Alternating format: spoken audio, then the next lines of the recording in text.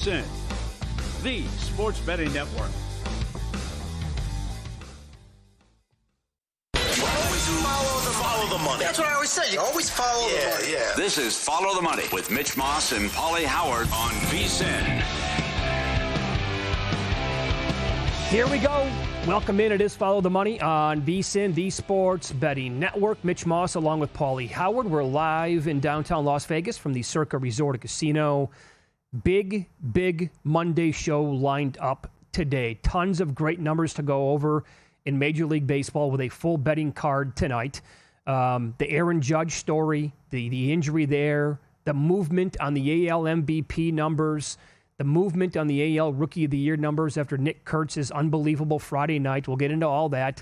JP Finley on the program coming up in 30 minutes. We're going to preview the NFC East, and our division previews begin today. Chris the Bear Felica, sleepers, disappointments, his best win total in college football in 90 minutes. And Mike DiStefano from Covers.com, they are finding a way to bet the Blue Jays every single day. And this has been quite something now, Paulie, because that's where we're going to begin today in Major League Baseball. They are minus 250 to win the division now. Yankees are plus 255. Add a number on that one. Add a 0 on it for me, please. And the Red Sox are 11-1. These numbers are all at DraftKings this morning. And if you go back again, they were plus money a month ago. They were 20-1 or higher. They have the most wins in July. They were running away with that. And now 20 games over 500. And we know plenty of people in Canada. People come down here to downtown Las Vegas all the time from that area of the country or from other parts that root for the Blue Jays. And the common denominator has been this from every single person has been, this is awesome. I don't know how they're doing this. Oh, well, they got a very good team. I mean, this is incredible what they're doing. You're right. And now this is a big stretch that starts today. Number one, so much happened over the weekend with the results and the betting odds movement of what's happened. And then with the series that begin tonight, phenomenal. But now they start this game tonight with 9 straight against teams with a losing record. Mm-hmm. But to go from 8 down to 5.5 up, Bichette's hitting, Vlad's hitting, pitching's been great. They're taking out the Yankees. I'm with you on the Yankees. You can find 6-1 to miss the playoffs. We got into that last week, and it's just been, they're rocking and rolling, man. And as we talked about when we came back from vacation, with the way Detroit's playing and the way Toronto's playing, I mean, you have to say they're the favorites right now, and that maybe it's going to be Joe Carter all over again and back to a World Series appearance, because who do you trust other than Skubal in that rotation? And Toronto has a deep rotation. They have several guys that can hit and mash. So I was putting together some same-game parlays, or some cross-sport parlays over the weekend. One of the legs was actually the Yankees to miss the playoffs at around plus 550 or 6-1. I think this is absolutely real. This 10-game stretch now without Aaron Judge. I mean, at the back end here, they're going to be getting teams like the Rangers and the Astros. And if he comes back before that Astros series, who knows what kind of shape he's going to be in. Has not been pretty at all for this team. There was a tweet that was making the rounds yesterday from Codified Baseball, which is a great follow, pointing out that the last 37 games, the White Sox and the Rockies each had 15 wins and the Yankees had 14. I don't know how they win yesterday. Yeah. They credit them, actually. They put it together. They got to Zach Wheeler. And they actually somehow won the game as kind of big dogs in that spot. They're only a game and a half up on our Texas Rangers. Oh, yeah. And the numbers have been plummeting now. Yep. On that team. 6 in a row, 9 of 10. DeGrom goes today. I know they have a tough schedule. Same thing with the Red Sox. But the way they're playing, and I think they'll make a move at the deadline, they're hitting, man. And that's what we talked about. They caught the Braves at the right time. They are so dangerous. If you go DeGrom, Eovaldi to start in the playoffs with what they've done. Now you got DeGrom, Eovaldi, and Corbin going in this series that starts tonight. Playing great baseball. And I want a team that's peaking, and they're peaking right now. And you're right about the numbers plummeted as well. But we mentioned it several times, though. Yep. 50-1 and 22-1 was right there. World Series and American League. I was also playing this weekend, playing Rangers in World Series Exactas. Just the matchup. I played them against the Phillies on one of them, and you can find high numbers. But they have crashed because I think it was on Friday night. The Rangers to beat the Phillies in the World Series was 350-1 at one spot that I looked at. Right? The next day, it was down, I think, around 200-1. So, I mean, because of how hot that team is And now Houston getting swept by the A's over the weekend. Who saw that one coming? The Astros are down to minus 210 today, maybe even smaller than that at some books to win that division. Mariners on their heels at plus 310, but the Rangers are suddenly 5-1 to win that division. Yeah. I think the Stros they're probably going to steady the ship here, and they'll probably make a move at the deadline as well.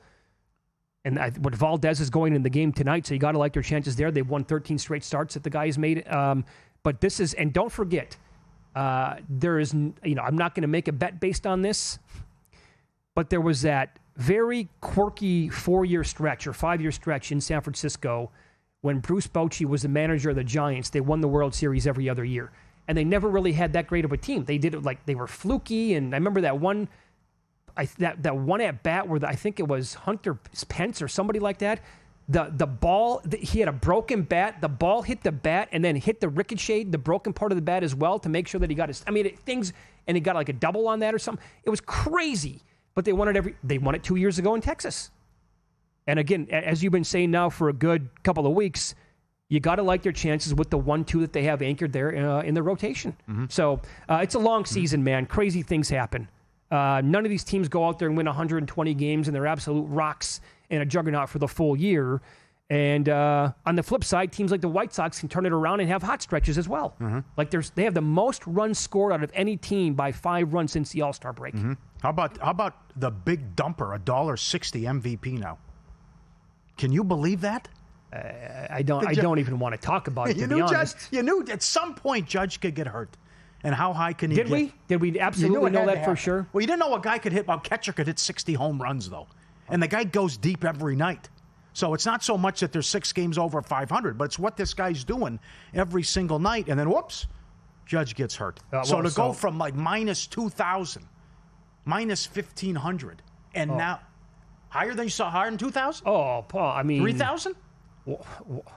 Guy I mentioned here on the show all the time who loves betting futures like I do. Weston. He lives in Tennessee. There was a sports book earlier this year, a couple of months ago, where they were offering every player in the field. At 15-1. Yeah. He's like, it's not even, I don't even think it was June yet. He goes, I have to bet that at 15-1. So I think he was like minus 8,000 at the time. Yeah. So, Great job. Like this is where I'm going to be haunted by this for a long, long time. I was reliving it again today with my buddy Chad up in Seattle, who reached out to me at the back end of May. It was a night where I was responsible for our 1-year-old Sebastian. Lorraine was out. I'm busy. Wife and kids, yeah. Well, yeah. Okay. I'm not blaming him. I'm not doing that. But I'm just going to point out the reality of it. He goes, hey, Mitch, and he had a big night. He's like, we need to get this guy right now. He was 100-1 or higher to win the MVP. And my short comeback was, and not having a lot of time, I'm like, Judge is going to have to get hurt. And this is from somebody who has Pete Crow Armstrong from like April at 110-1. And my whole thing is like, Shohei's got to get hurt. I'm never rooting for an injury, but that's the path that I would need to have happen in order for PCA to win that bet. And I'm taking bombs on every sport every year for long time now. And I'm like, nah, I can't get there with Cal Raleigh. And he's $1.65 today or whatever it is. That's at Will Hill. Oh, Caesars. my God. Yeah, good job by Weston, too, just to grab the field. Absolutely. So, again, long season, right? Mm-hmm. Anything can happen. But I'm not going to get over that one. That's going to take me a couple of baseball years to forget about that, probably. Yeah. What if he had Kurtz Rookie of the Year? How about Friday night? Never happened before. We got 6 for 6, 4 bombs. Sure. You saw he was minus $3, minus $3.25 before the game on Friday night. So that's interesting then. After something like that happens, how high do you put the number then? It's over. What's the adjustment? If the guy plays the rest of the year and he goes into the tank and he slumps, he still has to win the award. The immediate discussion on Friday night was, I think it was the best game in the history of baseball. Yeah, 19 total bases? Something? Come on. Yeah. What do we do? Yeah. His OPS is the highest for a rookie since 1900, second highest. 1900, right? 11 of 15, 9 ribbies in that series, and he's got 11 bombs in July. Well, put it this way. He should be the biggest favorite in any award market in baseball. He should be bigger than Ohtani, if he's not, to win that award. He should be bigger than Judge, what he was, in my opinion anyway, and bigger than any of these guys to win like the Cy Young. And again, in that neighborhood, we have an emailer and I have this a little bit later on in the show, including the most amazing stat from Kurtz coming up in about an hour. His name is Chris. I found the email today, June 18th. Mitch, get on this now. Nick Kurtz, 50-1 is ridiculous. Again, didn't listen to him. This baseball season is just... That came in on the email. I have the email saved. I put it in my notes today. Yeah. 50-1. June 18th. Said the price is absolutely ridiculous on this guy. Okay.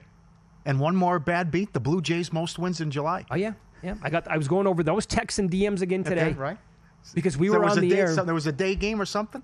Because it was July 1st. Is that Canada Day? Okay. I did not realize that the Blue Jays and the Yankees were a day game.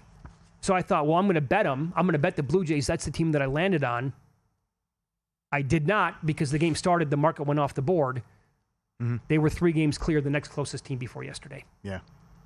What a season. Oh, my Lord. What a season. Still got 2 months left. This is great. I know. The deadline, right? And we have another scandal now, too. With this guy. Can you believe this? Great job. VSiN tweeted it out. Unbelievable job. VSiN retweeted the guy who put it out there about the Class A, the first pitch business again. I mean, it's just a bit outside with some of these. Oh, it's bad. We got a game Thursday. Hall of Fame game. Final week to grab the football special. 175 all-access pass to every sport we cover through the Super Bowl. 175. Our NFL guide is live. College football guide hits next week. Grab them both. Every pick, every host, every guest, the betting splits, the on-demand shows. Get it before Thursday. VSiN.com/subscribe, please. Division previews in the NFL starting today on the program. I have strong reasons to believe why the Eagles will be the first repeat division champ in the NFC East in more than 20 years. That's next here on VSiN.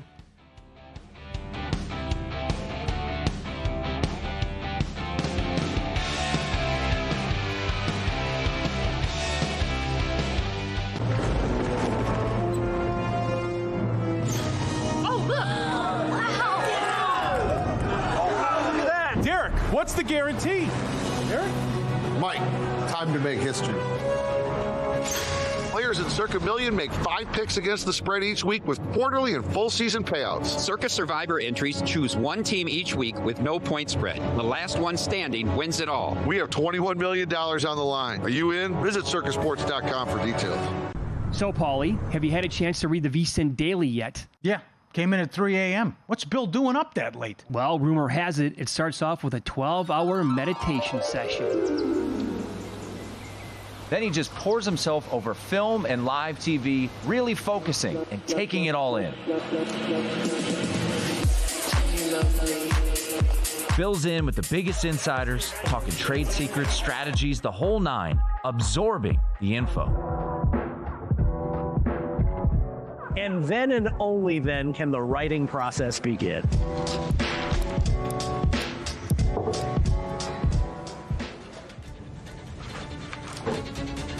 In Las Vegas, Bill's late night becomes your early morning. Wake up to the very latest betting insights in your inbox with the VSiN Daily. Sign up for free at vsin.com/newsletter. Responsible sports betting starts with a game plan. That means stick to a budget. Keep it social by playing with friends.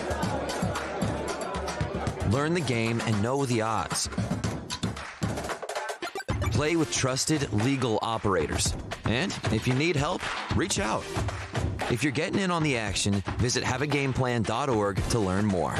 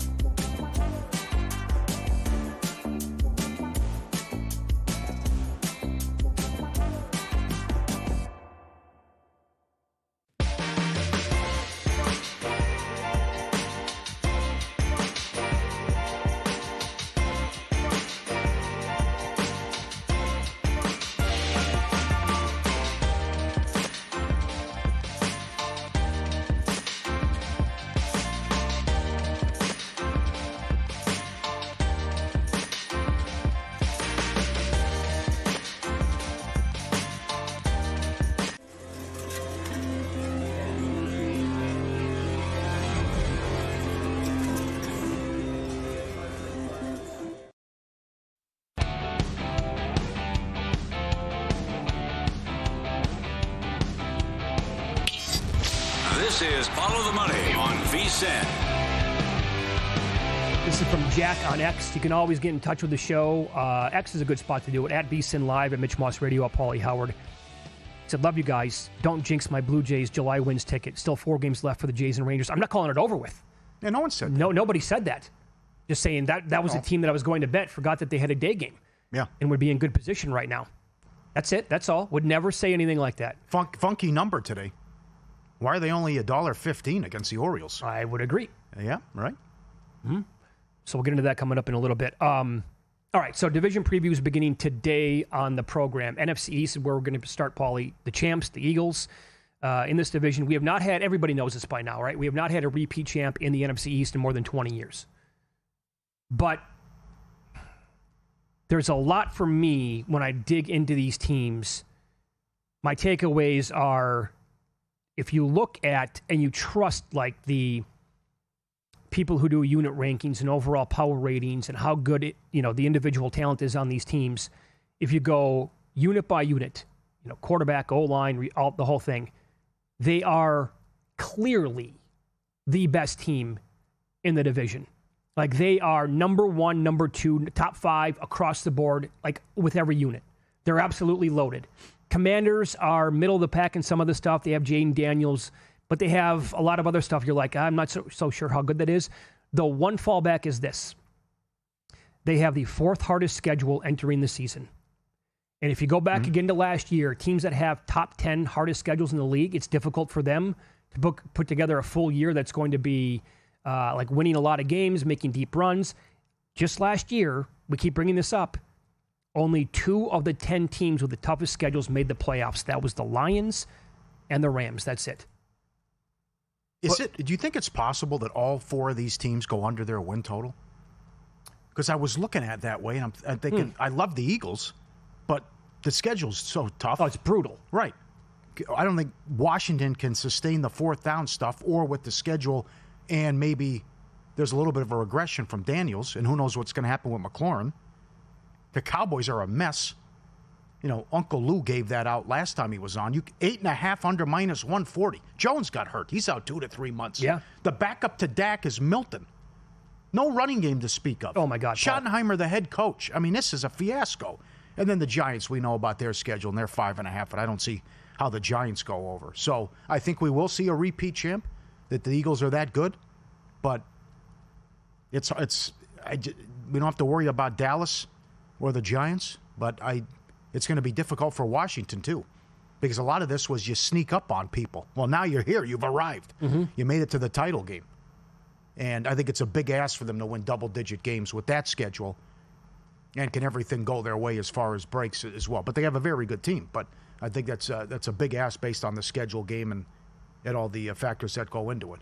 At the Chiefs, week 2. Mm-hmm. Rams at home, week 3. Very tough for them last year in the playoffs. At the Buccaneers, week 4. Talking about the Eagles here. The Broncos at home as well. That's a very difficult early first 5 weeks of the season.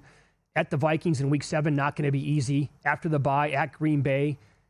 That's on a Monday night. Short rest against the Lions. Sunday Night Football the next week at the Cowboys. Black Friday against the Bears. At the Chargers. Then on Monday Night Football. At the Commanders late. At the Bills. Commanders again. I mean, that is... Oh, that's ridiculous. They did that. Sure. Commanders twice in 3 games. Man, Jaden Daniels is so good. Mm-hmm.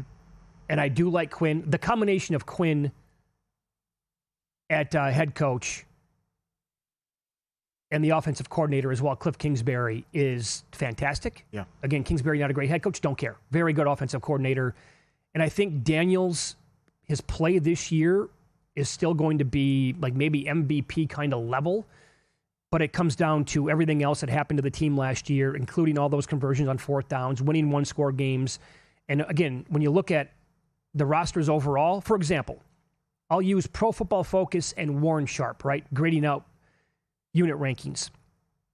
They grade out the Washington offensive line 14th and 19th, respectively. The running backs, Sharp has them 29th, Pro Football Focus 14th. Their front 7 is in the 20s. Their secondary, low to high 20s when you look at unit rankings overall. So that's a lot when you look at the Eagles, and they're rated like so high across the board. And to expand here on the Cowboys a little bit more, you said no running game to speak of. Like, what's the one thing when you go back, like growing up as a kid, even like the Tony Dorsett years, but more specifically like Emmitt Smith and those offensive lines, and then more of recent years, they've always, for the most part, had an exceptional offensive line, and for the most part, like a good back or multiple good backs. Warren Sharp grades their offensive line as the 16th best in football. Pro Football Focus has them at number 23 overall. Both outlets rank their running backs the absolute worst in football. Yep. I see it. And the same, like the secondary is potentially awful. Their front seven and Dak Prescott and the wide receivers will have to carry the team. That's not enough to be excited about. Yeah, and he's got to cut out the turnovers. I mean, we want to talk about most overpaid or overrated. I mean, this guy's at the top of the list. But this is so it goes back to kind of what they did under Quinn was Fugazi, right? Because of the turnover battle. And I give him credit. That's what Quinn does, but they were forcing these ridiculous amount of turnovers. But that has stopped. And as Warren Sharp points out, they lost a turnover battle in 9 of 17 games last year, and they went 1-8 in those 9 games. And how bad the offensive line was is if you include the first 8 games when Dak was still the quarterback, 26th in yards per contact per rush, 16th in pass win block rate, 28th in offensive holding penalty rate, 28th in false start penalty rate. And it's a huge game for Prescott's legacy, season rather, for his legacy as well. Tough schedule. The late season gauntlet, unprecedented 3 games in 10 days stretch. And it's just, how are they going to win 9 games? I don't know. In that division. So I'll give you another one. Eagles minus 130 to me, I think is the way to bet it. And I don't mind betting all these teams under their win total. And certainly I think it's going to be, that's a tough ask too for the Eagles to get to 12 wins as well. It's interesting because, the Eagles were around like plus 135 at some points in the summer last year to win that division. The toughest challenger people thought was going to be Dallas, right? And even throughout the year, I kept hearing, I don't believe in the Commanders. I don't think they're that good. Like, this is unsustainable. Daniels is getting lucky, yada, yada, yada. Well, if you thought about that team a year ago and could never adapt to it and say, I think they're actually pretty good and their play calling's awesome and Daniels is the real deal, then how are you high on the Commanders this year? And if you were betting, like, if that opened at plus 135 last year with the closest team being the Cowboys and they're minus like 130 right now, wouldn't you say that the gap's even bigger this year than it was a year ago? I would think that'd be part of the process here. You have to love their playmakers, though. And how, with the coaching at Kingsbury and how they draw it up. And they're just. I love that. I mean, Brown, McLaurin, Ertz, it was great. That's why I think the offense this year again will be real. They're going to be a problem again. Yeah. A major problem. Yeah. And the defense was bad. That was a bad defense. But still, okay. You went to the NFC title game. But certainly you got exposed there. When you played the Eagles in the rush and how they gassed you, but certainly turnovers played a role in that too. But okay, yeah. So I did much earlier this summertime. I played the Giants under 5.5 wins. Okay, so and there's going to quarterback change that's going to occur. That will happen. And you can't have a lot of confidence in Wilson. You have a lame duck coach. You got to clean house. If they have a bad season, they always start 1-7. It seems. So let me see where you disagree with any of these numbers. Then again, using Warren Sharp and Pro Football Focus, they grade out the Giants quarterback room at number 27 overall in the league. The O-line, 29th or 28th. Oh, God. The wide receivers, they rank mid-20s. I think that's a little bit too low because Malik Neighbors is maybe good enough to carry an entire wide receiver room. And if he had a legitimate starting quarterback from day one, the season that kid could put together would be insane. Their running back, Scadaboo, is going to be a wild card, I think, but they have him ranked 25th. That's Warren Sharp. Pro Football Focus has him 31st, and their secondary's in the mid-20s. The strength of the team is going to be the front seven, where Warren Sharp and his crew, they have him ranked 4th overall in the league. But again, when you have one strength and Malik Neighbors, and that's pretty much it on the team, how do they win 6 games? With the hardest schedule in the entire league. Yep. That to me is a massive ask. Concur. I will say 2 playoff teams. I think I'm not stepping out here. I'm not a bold prediction, but Eagles and Commanders make the playoffs, though. I think that happens. Yeah. Because I think the North are going to beat up on each other. I don't know how. I don't think it's last year was something, but now with the Bears are supposed to be improved. I think the Vikings take a step back. I think the Lions take a step back. That's going to be tough for that division to put up that many wins again next year. I mean, that was historical. And then how many teams are going to get out of the South? I know. Maybe 2. Maybe. I don't know. Atlanta. I've talked about it last week. I could see you can make the case over or under for Atlanta. Can they stop people? Because the offense should be dynamite. But until they can prove they have a defense that can slow people down. Not going to happen. Yeah, because of the schedule, by the way, I can't get there with the Eagles' number 1 seed. Even though I love the roster overall, who doesn't? Mm-hmm. They're going to suffer losses. I think that's whoever wins the West. Yes. Possibly Tampa, but I would think 49ers or Rams. As the 1 seed overall? Yes. Yeah, I don't think it's coming out of the North. I'm very high in the Vikings. You're low on the Lions. I think the Packers have a lot to prove, and I can't get there with the Bears this year.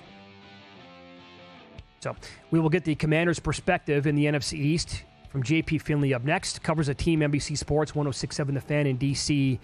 Why will this team avoid massive regression this season?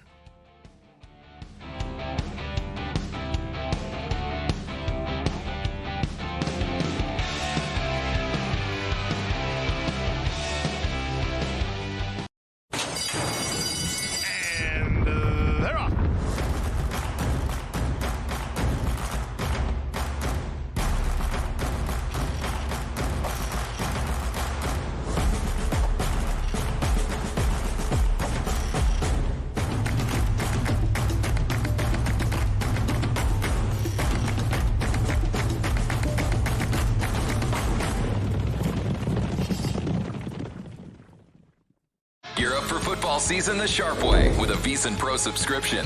Right now, grab our football special for just $175. An early bird deal that gives you full VSiN access through the Super Bowl. That includes our NFL betting guide, loaded with team previews, power ratings, and season-long best bets. Plus, pro picks sent to your inbox daily, betting splits from DraftKings and Circa, live shows on the VSiN Watch app, and so much more. Don't wait. Sign up now at VSiN.com/subscribe and join us on the Sports Betting Network.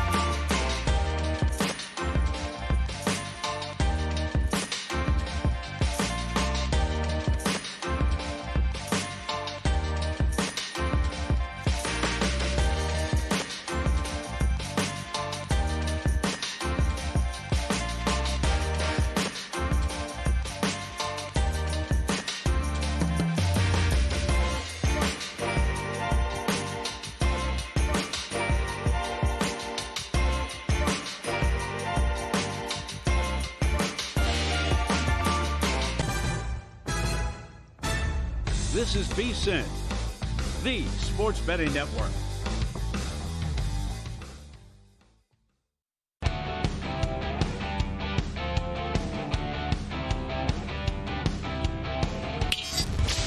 This is Follow the Money on VSiN.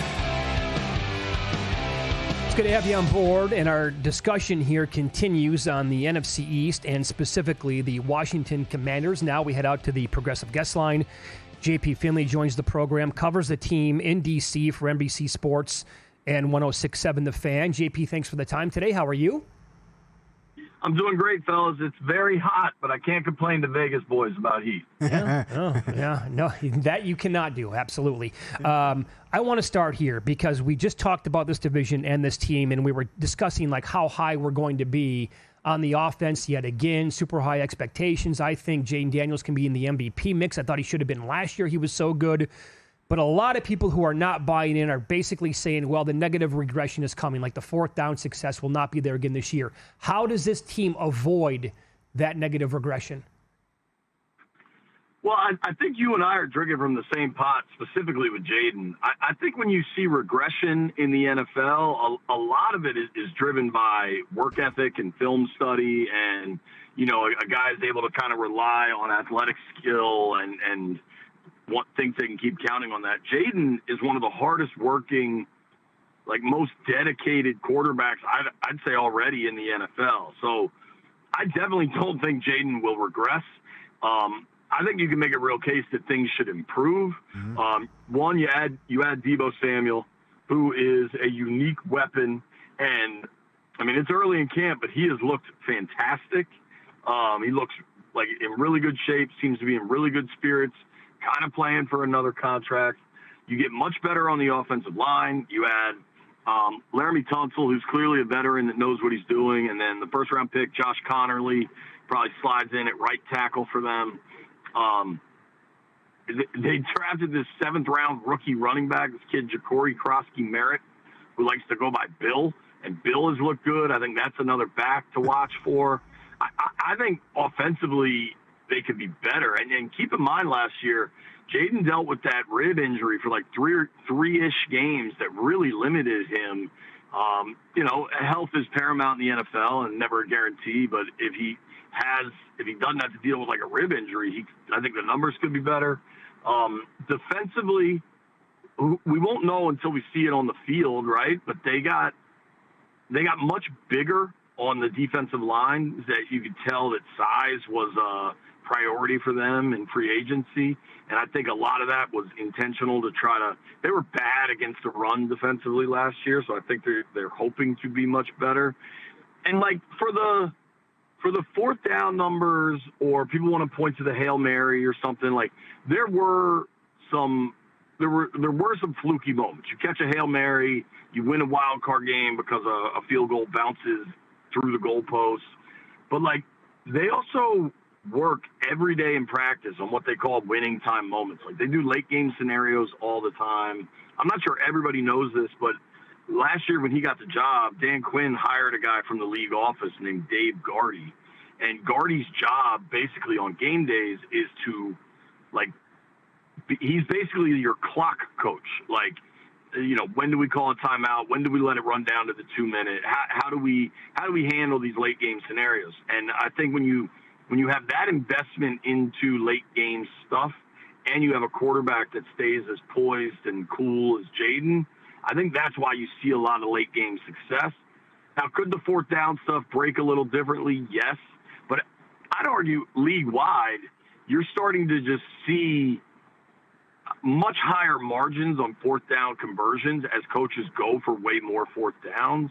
And, like, the Eagles are kind of a unique scenario with the tush-push, but, like, I don't think around the league people are asking that same, the fourth down regression for the Lions, right? And they go for it all the time.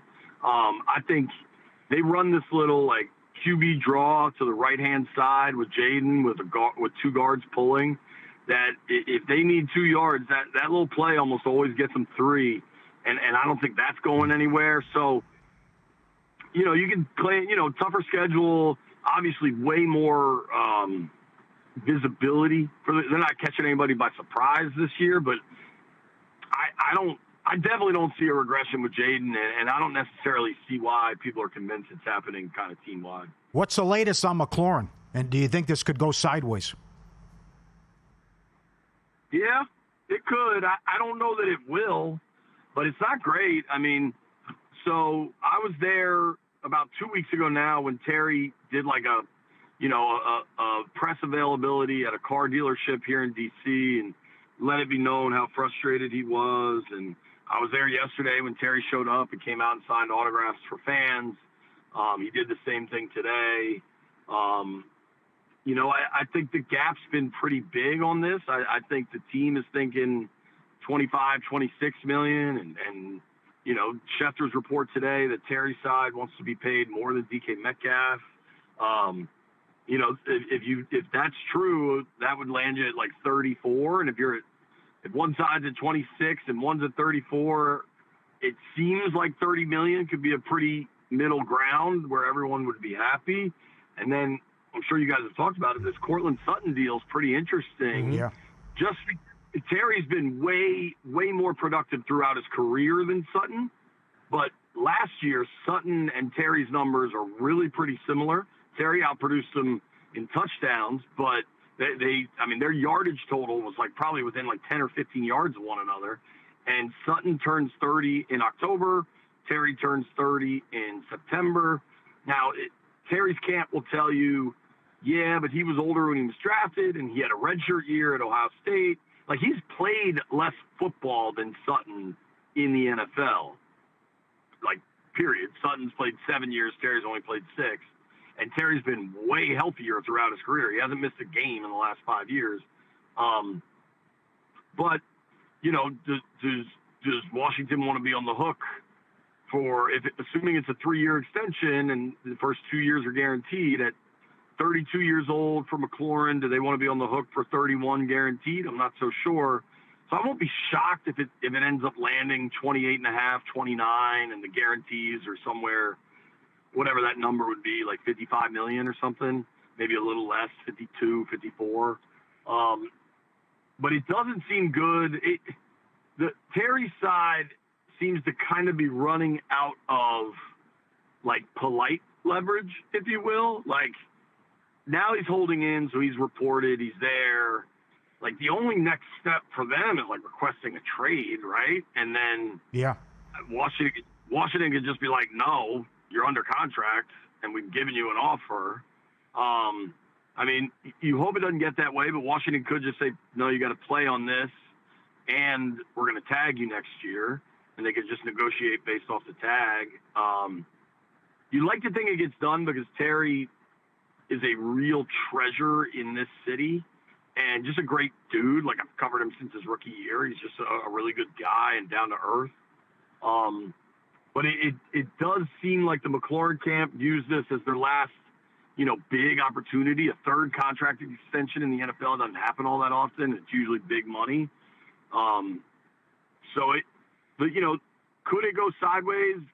At this point, I think you've got to say yes, but I also think they still have so much time before an actual game. Like, even if they get this done a month from now, you're still 9 days before a game. Like, you still have all of August, and maybe cooler heads prevail. They're able to kind of find a compromise. JP, we're up against it. We have like 30 seconds here. Their win total is 9.5. Their SOS is middle of the pack this year, 14th hardest going into the season. You going to go over or under 9.5 wins?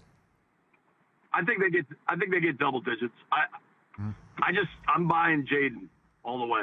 Okay, very good. You can follow him on X. He is at JP Finley NBCS. Covers the Washington Commanders for NBC Sports and 106.7 The Fan in Washington D.C. JP, pleasure. Thanks for the time today. We appreciate that. Thanks, guys. Take care. Thank you, buddy. And this is from Matt Saint on X, who won Circa Millions a couple years ago. 5 picks a week, took down $1 million against the spread.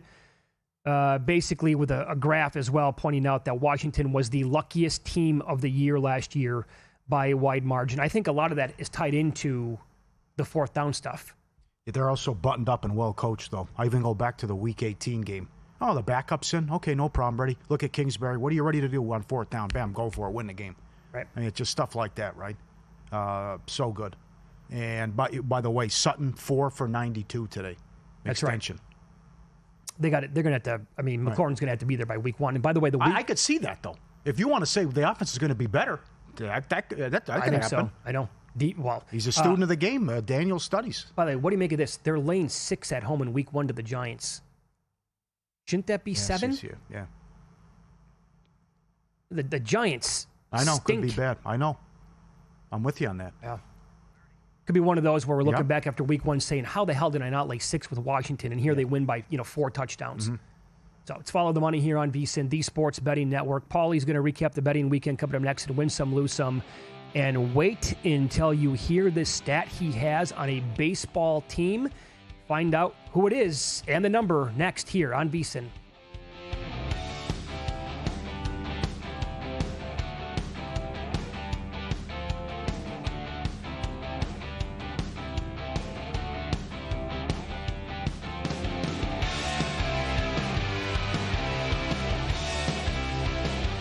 As sports fans, we may cheer for different teams, but there's one thing that we can all agree on.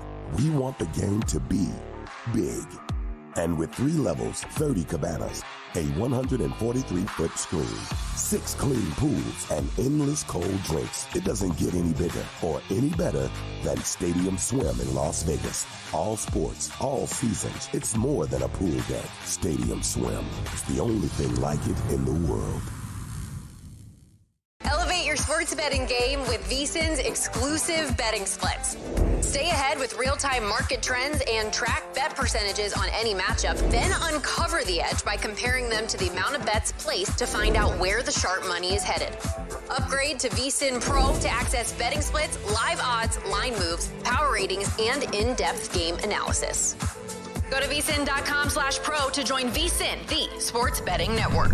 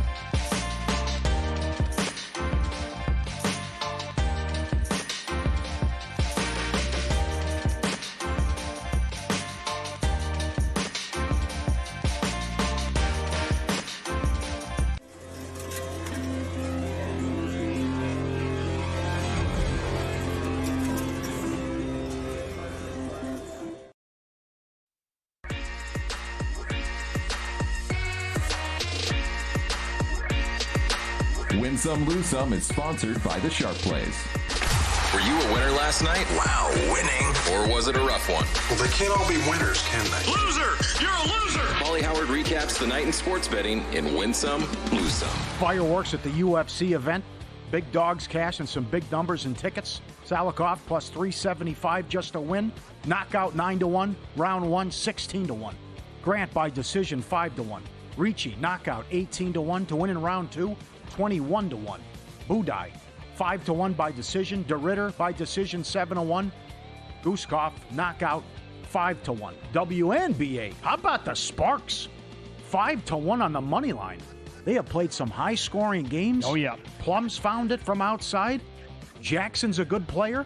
They can score, and they're fun to watch. And they cashed a big ticket over the weekend. The Sun plus 175. The Dream plus 310. The Mystics plus 155. And yesterday, the Aces opened 4.5, closed 8, and won big.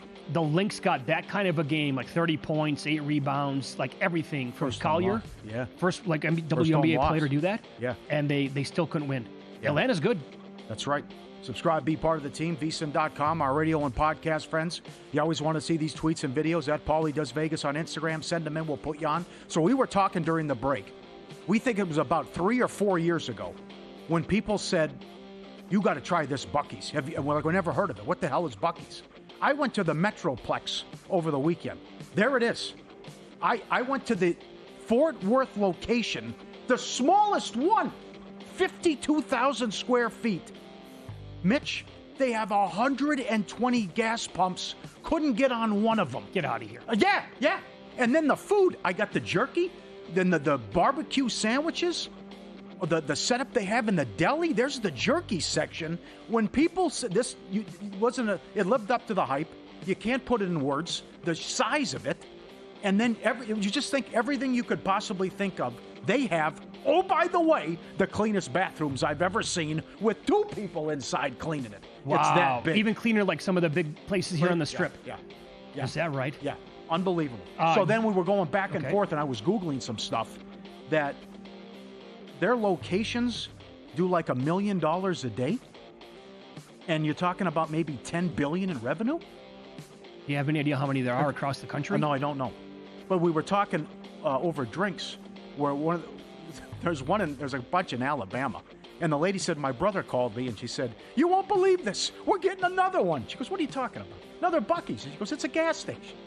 But it's like, no, it's not. I mean, it's incredible. It's unbelievable. Well, that's the most fascinating part to me is that you hate to travel. Right. You don't like to leave a 1 mile radius in Las Vegas when we take 2 weeks off at a time. Right. And you left for the weekend to go to a gas station? Yeah. Now, see, what I wanted to do was to see the look on the cat was out of the bag. There was a tournament here, and I couldn't play, and then Mitch was told the reason.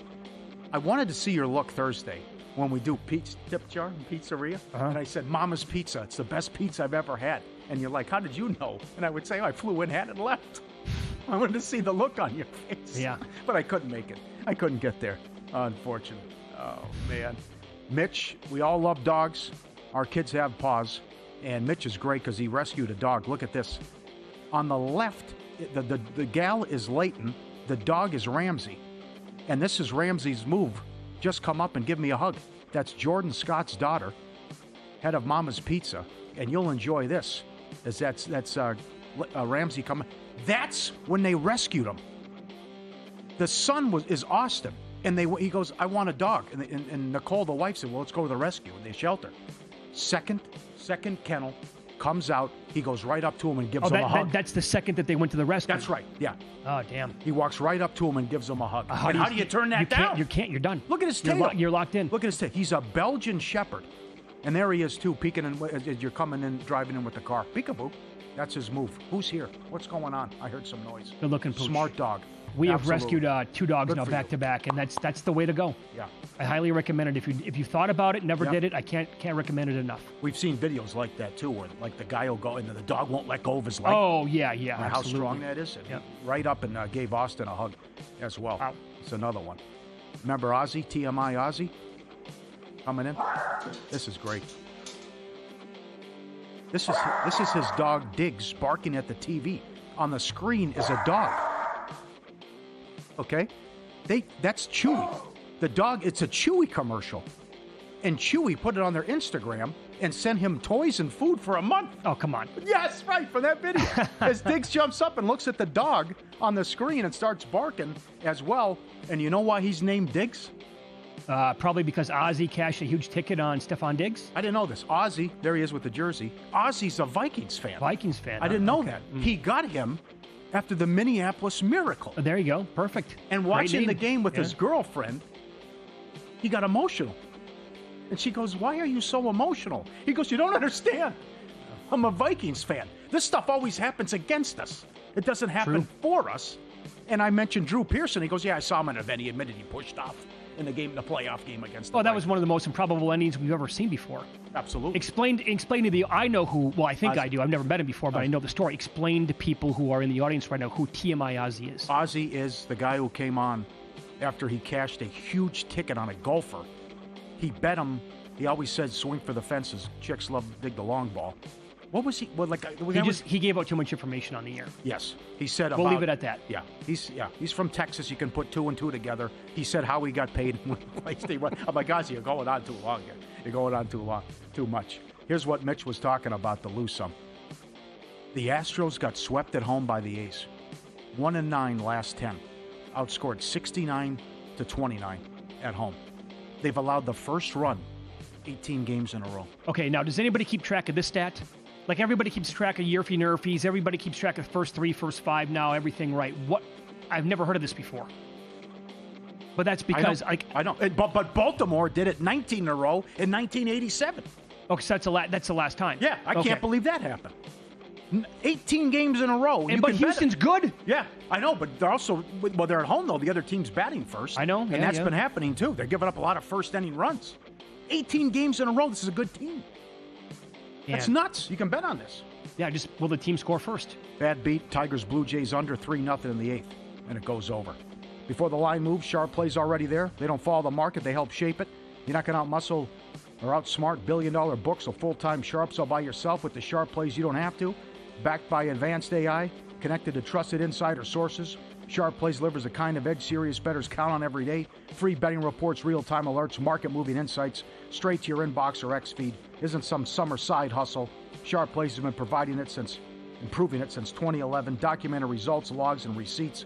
SharpPlays.com, trusted by pros, watched by the books. Visit SharpPlays.com. Stay ahead of the line. All right, so people are doing the work for us here today. This is from Dell on X. He looked it up. 51 Buc-ee's across the country. Oh, thank you. And more are on the way. And it said, see if my numbers are right, too. Because I was talking to the guys at Mama's Pizza. They were saying they do like $1 million a day in sales, and you're talking about billions a year in revenue. What they're doing. You couldn't move in there. What was, did you like the jerk? Because we were told like the brisket sandwiches. I didn't have that. Because I had to save myself. Because I was walking into Mama's Pizza. Oh, right after. So I couldn't do much with the food at Buc-ee's. Did Buc-ee's, Mama's, Joe T. Garcia's, and left. Now, what is Joe T. Garcia's? That was I'll show that tomorrow. Remember that was the place with the long line? It's the biggest restaurant I've ever... It's got to be the biggest restaurant in the world. It's a whole block. The restaurant's a whole block. That's the famous Mexican place. It's in the area. People wait in line for an hour and a half on the weekends. They're drinking margaritas in line. Oh, is that right? They sell have them 9 bars. 9 bars? 9 bars. That's how big it is. It's a restaurant. Well, they do things bigger there, you know. That's the place that's right. Cash only.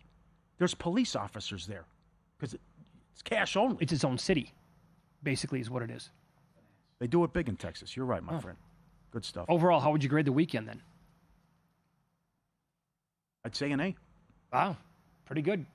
Because I encountered a couple problems at the airport. I'm not a fan of that airport. There? Dallas-Fort Worth. Okay. Yeah. Are you a fan of flying in general? You hate flying, don't you? I hate flying. No. I can't stand it. Yeah, Dreamwater. Dreamwater helped me. 2 hours, 15 minutes there and back. Well, that's not bad. You can play on your phone for 2 hours. Yeah, whatever. sure. But the Dreamwater gets me through. Did you have anybody go rogue on the plane? No, I was out. This is now becoming a national phenomenon. Yep. People are making Instagram videos that are getting like hundreds of thousands of likes for people who are in the back, and they're charging as the plane lands to get up 2 rows, and then they're making a big stink of it now. Stop recording. Get out of my way. I got places to be. Yeah, you're the only one on the plane. Yeah. I know. So Jordan Scott owners or mamas says, he flies first class a lot. He says, you will not believe, because he doesn't like to sleep on the plane. You will not believe how many people go to the bathroom without their shoes on. Without their shoes on. Interesting. Okay. He goes, what are you doing? It's unbelievable. He says, can you out of control. How filthy some of the stuff is? That's exactly right. Yeah. I don't want to ruin lunch for people, but that's exactly right. Takeaways from the betting weekend coming up next. Big discussion was had if A's rookie Nick Kurtz legitimately had the best game in the history of baseball. I'll tell you what. One specific stat to me suggests he did, and it's nothing short of amazing. That's next.